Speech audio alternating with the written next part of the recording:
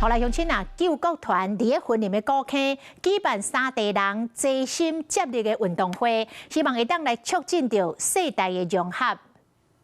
用家庭做单位进行游戏，这是救国团婚礼关金善美联谊会甲古坑团委会和立委张家军服务处3个单位做伙办理的3大运动会，建立起非常紧密，然后非常深厚的家庭连结。从102年开始呢，那就办理了守护记忆、关怀失智长者这些主题的活动。有不少民众对主题有兴趣就来报名，那华山基金会嘛伫咧现场邀请大家做伙来关心地方。带着阮妈妈。 阮后生，大家一起做佚佗。如何节能减碳，从小做起。台风其实对我们古坑也很大的伤害了，所以真的很需要大家的协助，能够一起做公益。透过活动，强化3代之间的连结，让更加侪人关注这个议题，促进社会发展。